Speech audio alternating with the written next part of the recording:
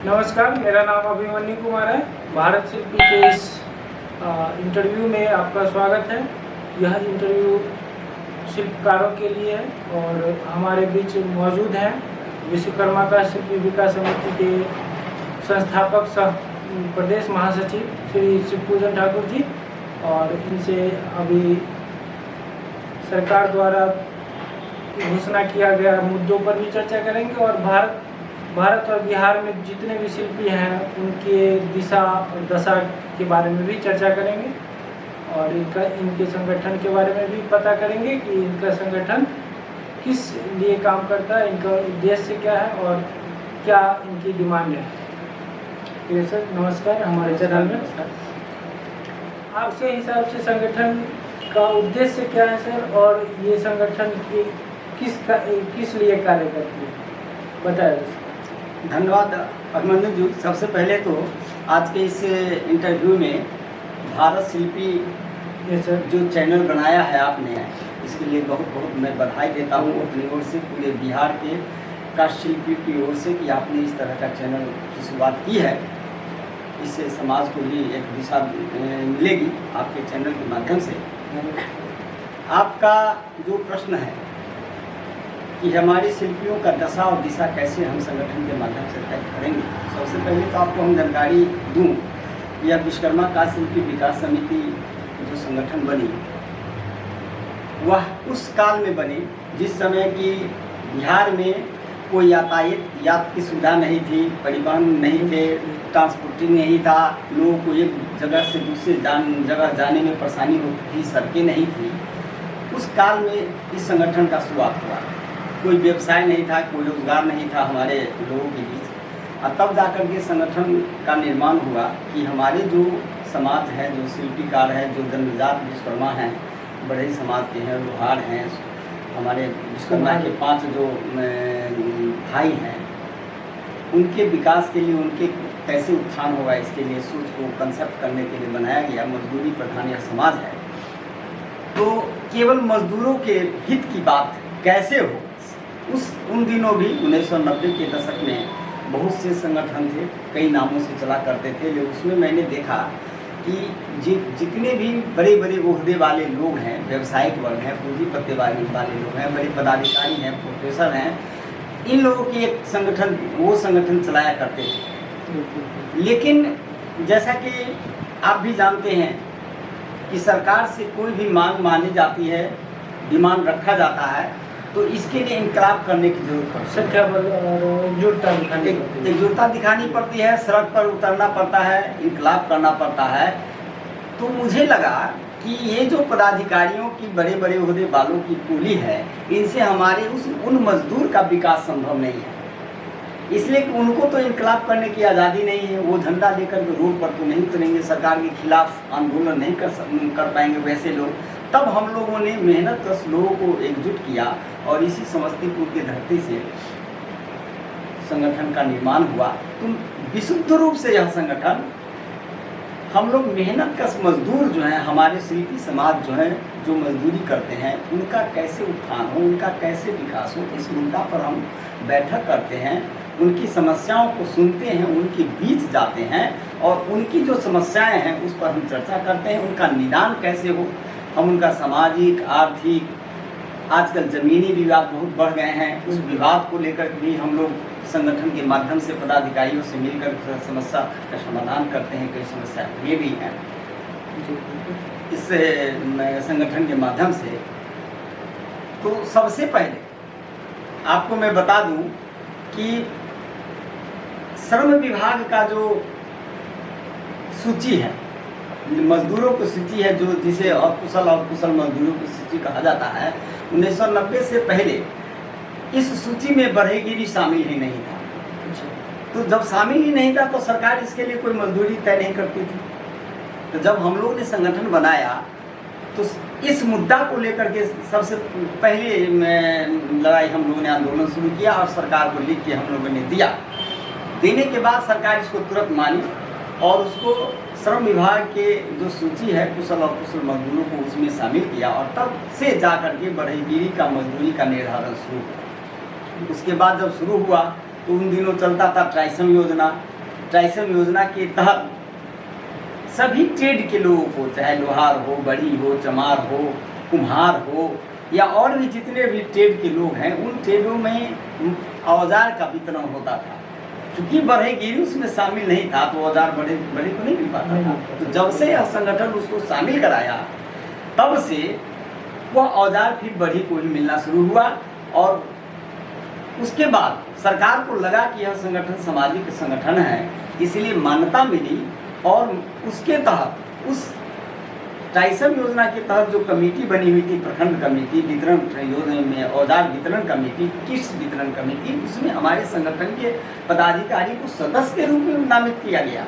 और तब से लेकर ट्राइसम योजना के तहत टूल किट्स का वितरण शुरू हुआ हमारे समाज के लोग। और इस तरह से धीरे धीरे बढ़ते बढ़ते तब हम लोगों ने मजदूरी का निर्धारण की बात किया और एक मजदूरी पूरे बिहार में हुआ, लोगों का मजदूरी बढ़ा। हम लोग आपस में मजदूरी को लेकर के विवाद विहीन समाज की स्थापना का निर्माण किया कि नहीं, हमारा समाज विवाद विहीन हो और जितने भी हमारे समाज में विवाद है उसका सामाजिक स्तर पर अपने लोगों के बीच उसका समस्या का समाधान हो। उसके बाद हम लोगों ने दहेज प्रथा दहेज प्रथा तो समाज में अभी भी जो है सो नहीं गई है। वो नहीं गई है, लेकिन हम लोगों ने सबसे पहला काम किया जो पूरे बिहार में सफल हुआ कि पहली पत्नी के रहते दूसरी शादी न हो बिना उसकी अनुमति का। किसी विशेष कारण को होते हुए बिना पहली पत्नी का अनुमति का दूसरी शादी नहीं हो, इस पर हम लोगों ने कार्यक्रम किया, लोगों को जागरूक किया, बैठकों में इसका आह्वान किया और लोग बहुत जागरूक हुए। इसकी बहुत बड़ी सफलता एक समाज सुधारक के तौर पर जी हाँ संगठन ने ये इस तरह का काम किया।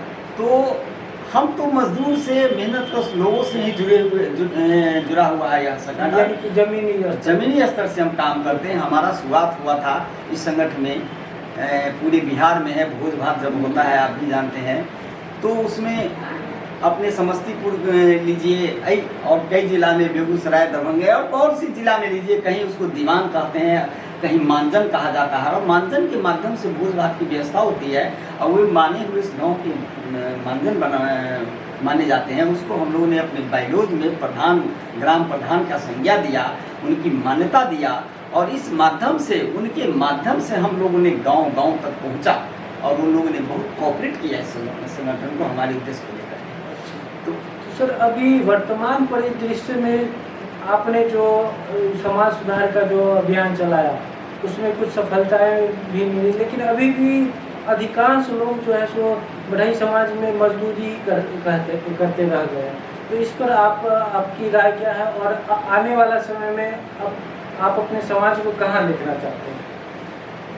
बहुत अच्छा प्रश्न आपने किया है।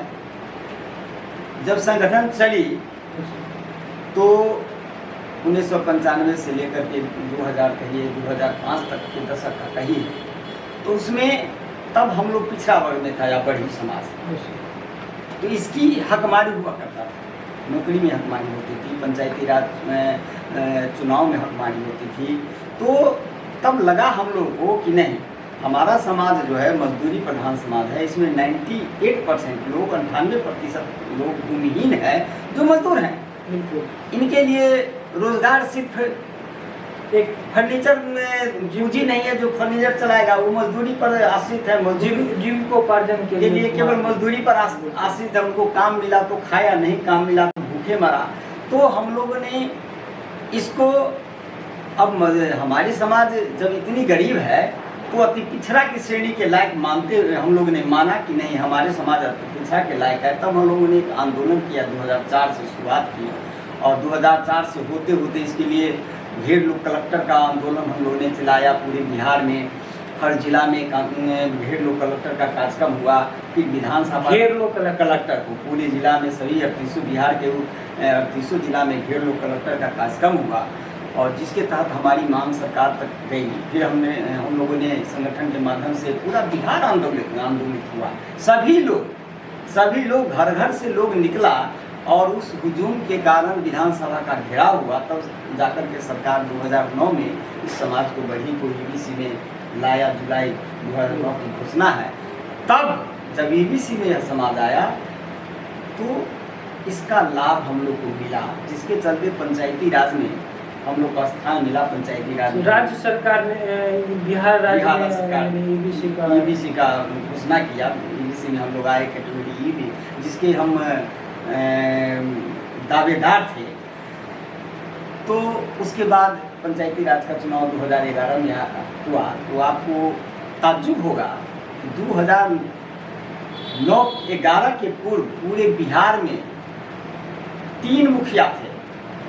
इस समाज के हमारे नेता रामघोष बाबू आदरणीय 38 जिला में मात्र 3 मुखिया। और हमारे आदरणीय नेता रामघोष बाबू कहते हैं 2.5 मुखिया थे। 2.5 मुखिया क्यों थे? तो 2 तो मिड टर्म वाले थे, और बीच में मिड टर्म में जो चुनाव हुआ था, तो मिड टर्म में जो होता है, इसीलिए वो 2.5 कहते हैं। तो मैं मानता हूँ कि 3 ही मुखिया पूरे बिहार में था। ताज्जुब आप कीजिए। और हम लोग का सच की बात है, जब अति पिछड़ा में आए तो 3 से हम 83 हो गए। 383 मुखिया हम लोग पूरे बिहार में जीते थे 2011 के चुनाव में। ये तो बहुत बड़ी उपलब्धि है। इस समाज को सफलता है, पंचायती राज में प्रवेश करने का हमको अधिकार मिला और उसका हक हमें प्राप्त होने लगा। 286 पंचायत समिति सदस्य हैं, 250 से ऊपर सरपंच हुए। तो एक तरह से माना जा रहा है कि हमारा जो है मजदूरी अब यानी मजदूरी नहीं चाहिए, अब हमको राजनीतिक हिस्सेदारी। मजदूरी तो चाहिए ही, मजदूरी तो चाहिए ही। हम तो राजनीतिक हिस्सेदारी भी चाहिए। जब तक राजनीति में हिस्सेदारी नहीं होगी, तब तक बाबा अम्बेडकर का है, बाबा साहब भीमराव अम्बेडकर का कहना है कि विकास की सभी रास्ते विधायिका की गलियारों से निकलती है। सारे योजना वहीं से निकलती है। कानून वहीं बनती है। किस समाज के लिए कैसा कानून चाहिए वो वहीं से बनती है। गरीबों के लिए क्या कानून चाहिए, रोजगार के लिए कैसा व्यवस्था होनी चाहिए, सब विधायिका तय करती है। जहाँ हम सुन रहे हैं, आपको बता दें कि भारतीय वन अधिनियम 1947 को 1990 में संशोधित कर दिया गया विधानसभा से, काले कानून बना दिया गया, और जिसके तहत हमारे गरीब समाज के लोग, मजदूर वर्ग जेल में जाने लगे। 18,000 लोग जेल गए पूरे शिल्पी समाज से।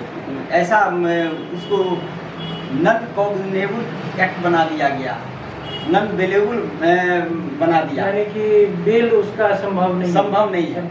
ऐसा बना दिया गया। क्यों?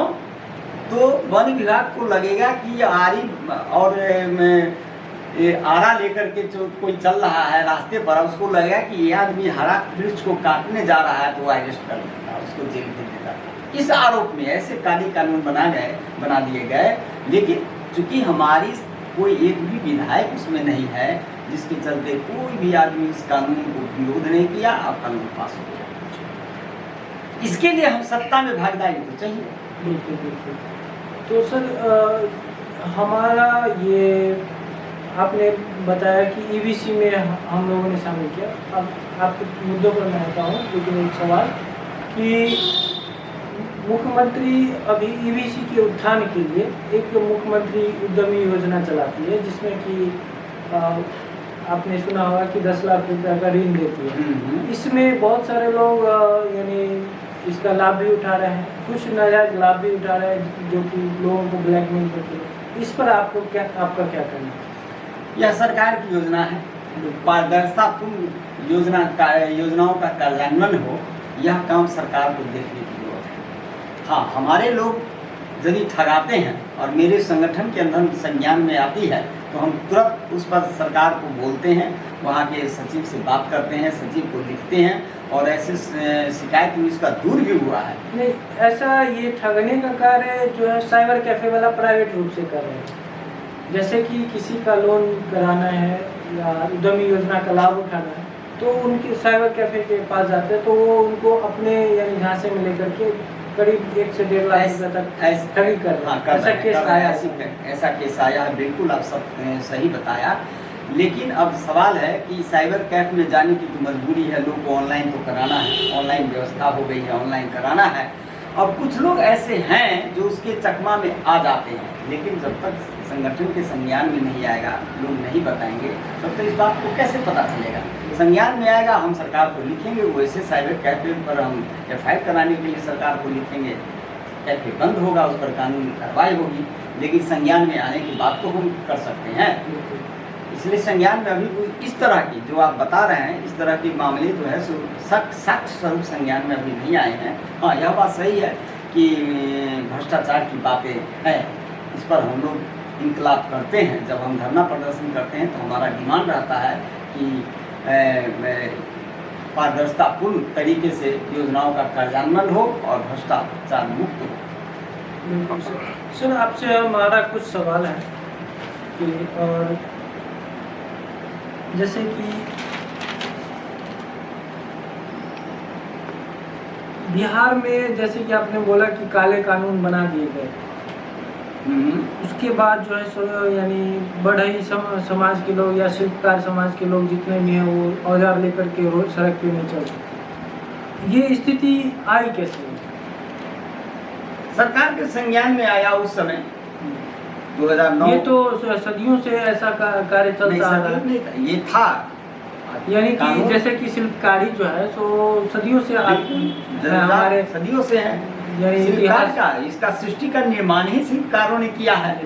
विश्वकर्मा शिल्पकार थे और उन्हीं के द्वारा सृष्टि का निर्माण किया गया। तो ये तो आदिकाल से, जब से ब्रह्मांड का निर्माण हुआ तब से शिल्पकार हैं।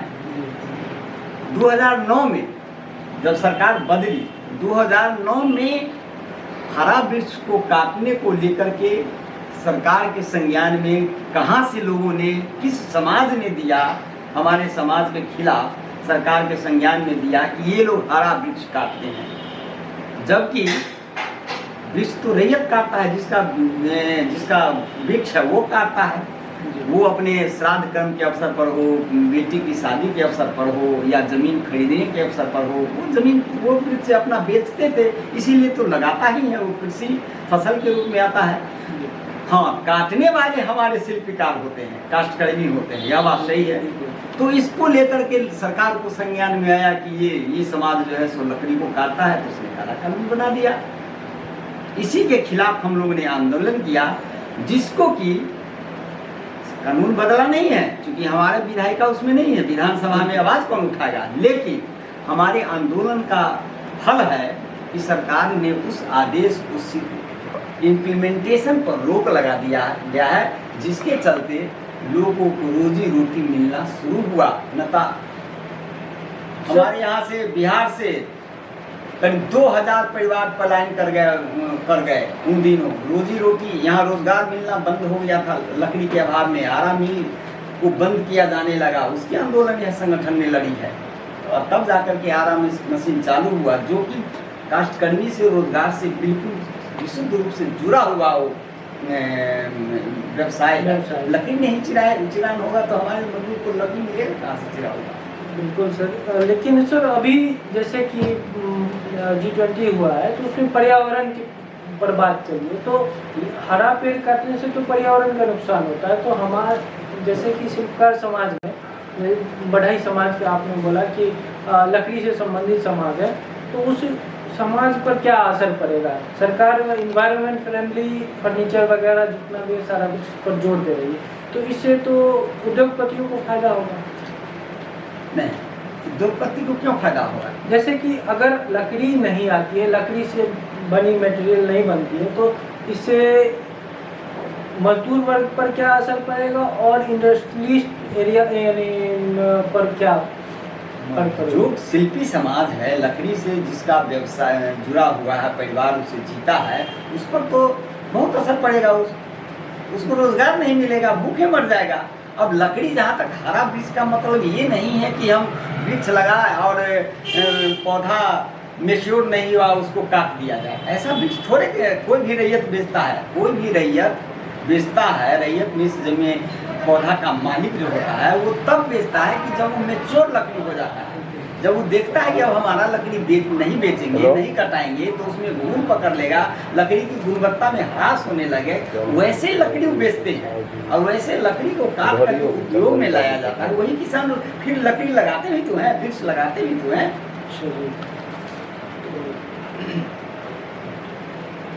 नेक्स्ट है सर कि आपने ईबीसी की बात की, उसके बाद अब डिमांड चल रही है कि एससी में लाने की, कि हमें एससी में शामिल किया जाए। सर आप उस समय से हालत और बदतर चली गई या हमारी उस राजनीतिक सत्ता तक पहुंच नहीं बन पाई जो कि ईबीसी का लाभ अभी तक संपूर्ण रूप से नहीं मिल पाया? क्या इस पर आप क्या कहेंगे? हमारा समाज मजदूरी प्रधान समाज है, मेहनत कष्ट प्रधान है। अब राजनीतिक में अक्सर हम देखते हैं, लोग बोलते रहते हैं, भाषण दिया करते हैं कि पार्टियां जो बनती है जाति आधारित पार्टियां बनती हैं। जैसे लोग राजद की पार्टी को यादवों से जोड़ के देख रहे हैं, मुकेश सहनी की वीआईपी पार्टी है उसको मल्लाह से जोड़ करके देख रहे हैं, लोजपा की है तो उसको पासवान समाज से जोड़ करके देख रहे हैं, फिर जीतन राम मांझी साहब का भी पार्टी है उनको समाज से देख रहे हैं। तो ये जो जाति आधारित पार्टियां बनने लगी तो वो जागरूक समाज है। अब कहिएगा जागरूक क्यों है भाई? तो मछली का रोजगार चलता है तो 9 बजे 10 बजे तक रोजगार किया, उसके बाद फ्री हो जाता है। यादवों का रोजगार क्या है? 10 से 11 बजे तक दूध बेच लिया, उसके बाद फ्री है।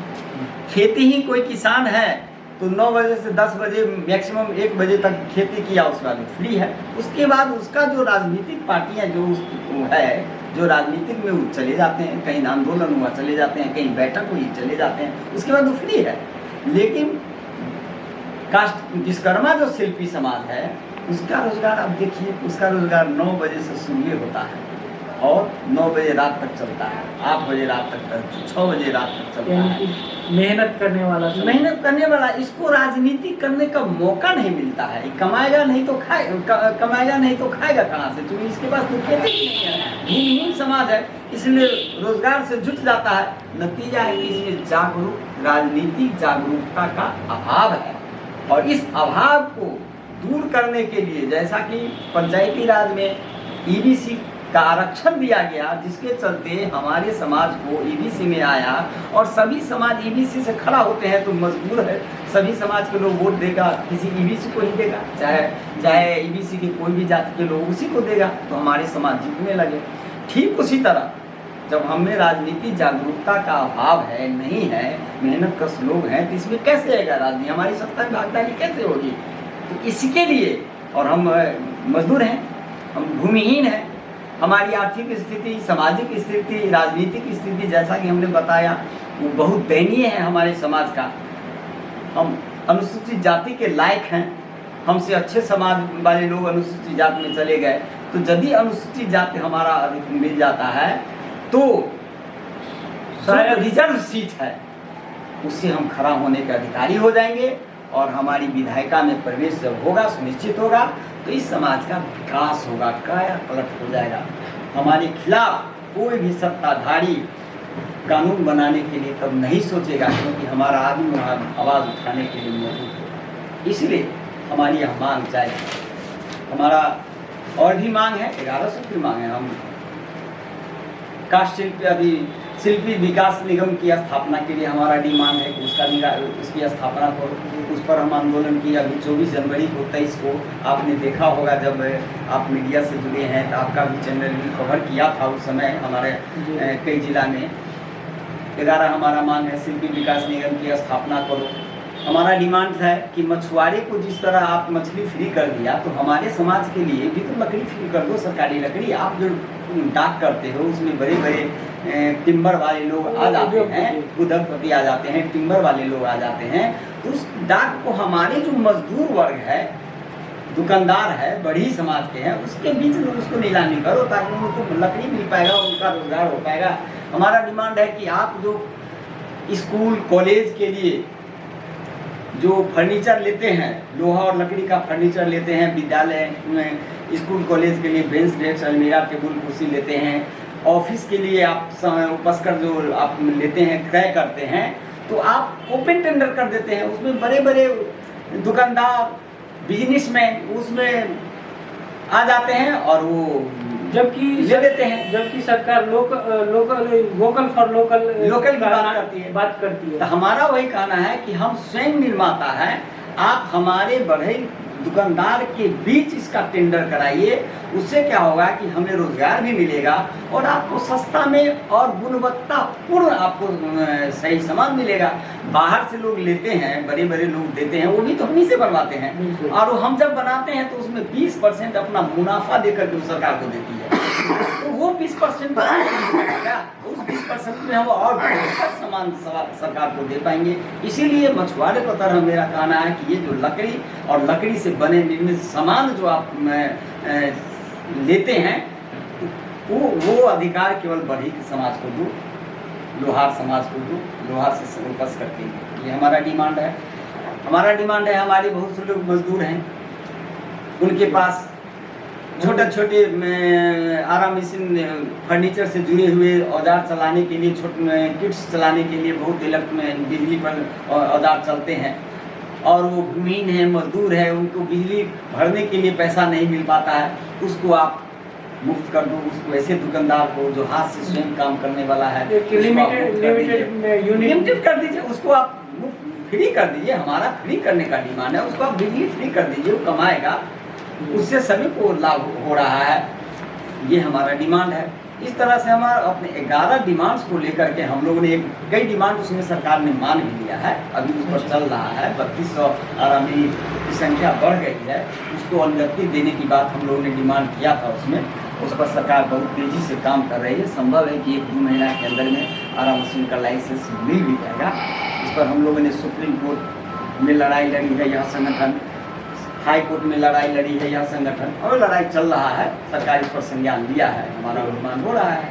इस पर बहुत सारे लोग ऐसे ऐतराज जताते हैं कि सिर्फ ये लड़ाई इस संगठन की एक व्यक्तिगत लड़ाई नहीं, इसमें जो है सो बहुत सारे संगठन अपना अपना दावा करते हैं। इस पर आपकी क्या राय है? ये तो डॉक्यूमेंट्री प्रूफ का सवाल है। जो कोई कहते हैं वो कागज दिखावे। सुप्रीम कोर्ट में विश्वकर्मा का शिल्पी गया, सुप्रीम कोर्ट के आदेश से कमेटी बनी, बिहार सरकार को दिया कि नहीं भाई आप लकड़ी का आकलन कीजिए, कमेटी बनाइए। तो अपने संगठन से आपने कोई मेंबर भेजा? बिल्कुल, श्री राम मनोज शर्मा उसके पिटिशनर हैं, जो उस समय तत्कालीन महासचिव थे श्री राम मनोज शर्मा, वही उसके पिटिशनर है। सुप्रीम कोर्ट में जो हम लोगों ने केस किया था, 2 बार हम सुप्रीम कोर्ट गए हैं, 3 बार हमने हाई कोर्ट किया है। अभी हाई कोर्ट में हम लोगों ने केस किया है, जिसके आधार पर जितने भी आवेदित आरामिल थे, जो 29/10/2002 के पहले किसी ने भी आवेदन दिया था और लाइसेंस के लिए, और उसमें से बहुत से लोग आरा मशीन चला रहे थे, उसकी आरा मशीन सरकार नहीं चलने दे रही थी, वन विभाग। उसके लिए हम लोगों ने अभी भी हमारे राम मनोज शर्मा हाई कोर्ट में केस किए थे, सबों को लेकर के उस पर रोक लगी है, उसकी आरा मशीन चल रही है। सर, आप ये बताइए कि चुनाव आने वाले हैं, 2024 की लोकसभा चुनाव आने वाले हैं। सरकार विश्वकर्मा यानी शिल्पी समाज को रिझाने के लिए बहुत सारे वादे कर रहे हैं, बहुत सारे योजनाओं की घोषणा कर रहे हैं। तो इस योजना को आप किस नज़रिए से देखते हैं, और ये समाज के लिए फायदेमंद है या सिर्फ एक घोषणा ही बनकर रह जाएगी? अभी घोषणा हुई है। प्रधान में आप चर्चा कर रहे हैं, शायद प्रधानमंत्री विश्वकर्मा सम्मान योजना जो प्रधानमंत्री जी के द्वारा बताया गया है, घोषणा की गई है। आपको हम याद दिला दें, 2 फरवरी 2023 के बजट भाषण में भी यह चर्चा चली थी। प्रधानमंत्री विश्वकर्मा सम्मान योजना दिन में 3:30 बजे दिन में हमको पता चला कि इस तरह की योजना का घोषणा हुआ है, तो हम उसको देखने लगे। फिर 9-9:30 बजे रात पर जब हमने उसको गूगल पर सर्च किया, तो उसमें 140 जाति की सूची उस पर हमको मिला। और ताज्जुब होगा कि किसी संगठन ने, जो भी संगठन कहते हैं कि हम यह किए वह किए, मैं चैलेंज करके आपको कहता हूँ, किसी संगठन ने कोई इसको पता तक नहीं चला। और जब हम 9:30 बजे में इसको देखा, तो उसमें 144 जातियों की सूची थी, और उसमें बढ़ई नहीं था, जो कि शिल्पकार में मुख्य जाति होता है। बढ़ई नहीं था। बस तत्क्षण उसी समय हम प्रधानमंत्री निर्मला सीतारामन को मैंने पत्र लिखा, वो पत्र है मेरे पास। आप कहेंगे मुद्दा पर अब आपको ला रहे थे, आपको हम बता रहे थे जब आपने इस प्रश्न को उठाया है, बहुत सुंदर प्रश्न उठाया, बहुत ज्वलंत मुद्दा है अब पूरे भारत में। अब देखिए नाम क्या है, विश्वकर्मा से जोड़ दिया गया, विश्वकर्मा से जोड़ दिया गया। विश्वकर्मा के 5 पुत्र हैं, सभी लोग जानते हैं, बरही, लोहार, ठठेरा, कसेरा और सुनार। ये 5 पुत्र हैं मूर्तिकार, ठठेरा, कसेरा और मूर्तिकार। ये 5 जाति बड़ी विश्वकर्मा के 5 पुत्र हुए। नाम है विश्वकर्मा। भाई इसमें 140 जाति लीजिए या अभी 18 जाति की सूची उसमें है। 18 जाति कहाँ से आ गया? विशुद्ध रूप से या हमारे विश्वकर्मा समाज को कमजोर करने कहिए या ठगने की बात कहिए, मैं इसको कहता हूँ ठगने की बात कहिए, कि इन लोगों को जोड़ दिया गया शिल्पी समाज मान करके, सभी को शिल्पी माना गया। ठीक है, मान के चलिए, विकास होना चाहिए, सभी समाज का विकास होना चाहिए। जो शिल्पी समाज से जुड़े हुए, हम इसका विरोध नहीं करते हैं, नाम पर मेरा विरोध है, लेकिन मान के चलिए विश्वकर्मा के नाम पर, चूंकि प्रधानमंत्री जी का जन्मदिन भी 17 सितंबर को ही है, उस दिन बेरोजगारी दिवस भी, शायद बेरोजगारी दिवस भी है, तो शायद उनको लगा कि भाई यह नाम सबसे उपयुक्त है। ठीक है, इस उपयुक्तता के लिए हम उनको धन्यवाद देते हैं। लेकिन अब आप जैसा आपने कहा कि 1300 करोड़ लक्ष्य है, बिल्कुल यह तो मुफ्त जीरा की बात नहीं है ना। इतनी बड़ी बेरोजगारी है, तो अब इसका क्या है, 5% इंटरेस्ट है। हाँ, उसमें 1 से 2 लाख रुपया तक मात्र 1 लाख रुपया पहले देंगे, 2 लाख रुपया जो है सो दूसरे किस्त में मिलेगा, 5% इंटरेस्ट पर मिलेगा। ये इंटरेस्ट जो है बहुत ज़्यादा है, इस इंटरेस्ट को घटाया जाना चाहिए। फिर भी सर 2 लाख रुपए में क्या होने वाला है? कुछ नहीं होने वाला है। मान के चलिए कि 1 लाख और 2 लाख 3 लाख होता है। 3 लाख के लिए उसमें चर्चा है, अभी उसका पूरा हम नहीं पढ़े हैं, पूरा निकला भी नहीं है। उसका जो कंसेप्ट है सो कंसेप्ट और माइनूस जो है, और उसका जो ऑनलाइन जो अप्लाई करने का है, अभी पूर्ण रूप से उसका डेवलप नहीं हुआ, अभी नहीं आया है, इम्प्लीमेंटेशन नहीं आया है। उस पर हम देख रहे हैं, उसको हम देख रहे हैं, लेकिन हमारा इंटरेस्ट पर है। अब मैं तुलना कर देता हूँ तो कहेंगे राजनीति की बात करते हैं, मैं राजनीति की बात नहीं करता हूँ। अब अभी आप बताए कि बिहार उद्योग प्रोत्साहन नीति की बात, प्रश्न आपने इसके पहले किया था, मुख्यमंत्री उद्यमी योजना की बात आपने किया। ये क्या है? इसमें 10 लाख रुपया सरकार देती है, जिसमें 5 लाख अनुदान है और 1% इंटरेस्ट है कि नहीं? हाँ। अब इस योजना के सामने उस योजना का आप तुलना कीजिए, कुछ भी नहीं है ना। इसमें तो 5 लाख तो बिल्कुल अनुदान है साहब। ठीक है कि इसका बिहार के लेवल पर पैमाने पर है, लेकिन उससे लुभावना योजना तो यह योजना है। बिल्कुल, लोग इसमें नहीं अप्लाई करेगा तो उसमें क्यों जाएगा भाई? तो ये जो अंतर है, इसीलिए मेरा कहना है कि इंटरेस्ट जो 5% है उसको घटाया जाना चाहिए, और जब इंटरेस्ट कम होगा तो लोग उसमें जाएंगे। फिर भी सर 1% में लोगों को 5 लाख अनुदान भी मिल रहा है, तो बहुत बड़ी योजना है। 2 लाख में लोग क्यों अंतर यही है, अंतर भी अभी तक जो हमको लगा है कि इसमें जो शिक्षित बेरोजगार है इसके लिए उद्यमी योजना है, और उसमें जो तकनीकी रूप से कुशल बेरोजगार है, तकनीकी रूप से कुशल का मतलब यह नहीं है कि वो शिक्षित हो, वो तकनीकी रूप से कुशल हो, उसको बिहार सरकार ट्रेंड करेगी, ट्रेनिंग देगी, और वैसे लोग उसमें रोजगार देने की बात है, अच्छी बात है। ऐसे लोग घर घर से हर प्रत्येक जो युवा है जो शिक्षित नहीं है वो उसको रोजगार मिलेगा। लेकिन हमें उसमें कहना है कि भारत सरकार को उसमें इंटरेस्ट की राशि है उसको घटाया जाना चाहिए, और इसके लिए हम चिंतन कर रहे हैं, और हम सरकार को इस पर भी पत्र देंगे। प्रधानमंत्री द्वारा कुशल युवा प्रोग्राम का भी जिक्र किया गया है उस योजना में, जो कुशल युवा प्रोग्राम के होल्डर यानी सर्टिफिकेट होल्डर उनको दिया गया है। हाँ, तो आपके संगठन ने जो है सो इसके ऊपर कोई कार्यक्रम चला है? अभी तो हाल ही तो 17 तारीख को तो घोषणा ही किए हैं नहीं प्रधानमंत्री जी। ये कुशल युवक कार्यक्रम तो पहले से भी हो रहा है ना, तो इस पर हम लोग अपने पूरे हमारा ग्रुप चलता है, हमारा संगठन का जो भी बैठकें होती है उस बैठक में हम लोगों को बताते हैं, लोग आवेदन करते हैं और हम जो समस्या उनकी होती है हम उसका समस्या का निकाल कराते हैं। आपका संगठन ने लोगों को प्रशिक्षित भी किया है? नहीं, इसका प्रशिक्षण अभी हम लोगों ने कार्यक्रम नहीं किया है, लेकिन तो ऑनलाइन है।